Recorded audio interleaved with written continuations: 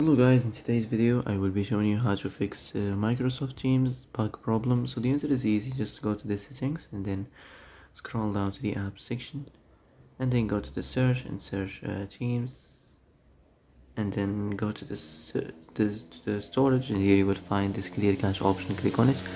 Now you can go check it if it worked, and if it didn't you can try to restart your phone or turn the Wi-Fi off and on, or the Bluetooth or the airplane mode. Also, you can try to clear data, but be careful. If you clear data, all this application's data will be deleted. This includes all files, the settings, the accounts, the databases, etc. So be careful if you want to clear your data.